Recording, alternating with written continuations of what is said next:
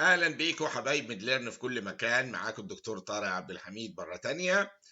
النهارده سؤال اليوم في الاي سي جي او الاي كي جي ترينر. احنا خدنا مجموعه فيديوهات فيه وهينزل السيريز كلها ان شاء الله ان شاء الرحمن باذن الله قريبا. هنا السؤال ده في الجزء السابع بتاعه. هنا بنسأل سؤال بسيط جدا: find الفور major abnormalities في الاي سي جي اللي قدامنا ده.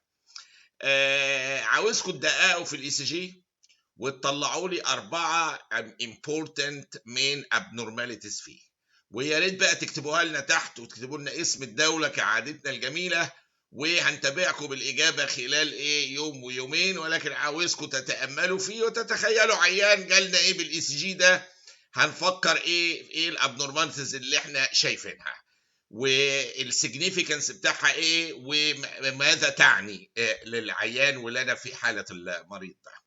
فيلا دوروا لنا على 4 ميجر ابنورماليتيز كده وخدوا رأي بعض واكتبوا لنا الإجابات بس تحت في الكومنتات، وخلال 48 ساعة إن شاء الله هنكون بالإجابة جاهزة لكم. هتعجبكم قوي الحالة دي بإذن الله.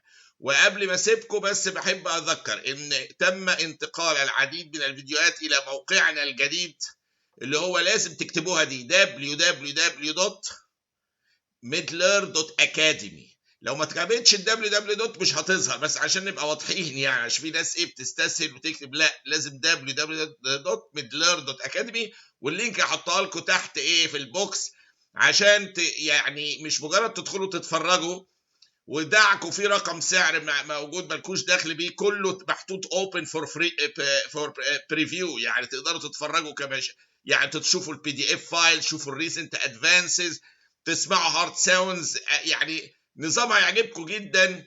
ادخلوا عليه وكله محطوط فري بريفيو حاليا، الانترنال ميديسن كامله، فارجو تدخلوا وتقولوا لزمايلكم كمان، عشان اللي مش لاقيين الفيديوهات على اليوتيوب معظمها بقى منظم عشان تبقى بصوره منظمه وسهله، ومعاها البي دي اف مع الريسنت ادفانسز وكلها متاحه. كل المطلوب تدوسوا على اللينك او تكتبوا الجمله دي www.midlearn.academy. فبصوا لنا بقى على الاي سي جي اللي فات كده وتاملوه وقولوا لنا رايكم في 4 مين ابنورماليتيز فيه، والى اللقاء مع الاجابه في خلال 48 ساعه القادمه باذن الله. شكرا جزيلا.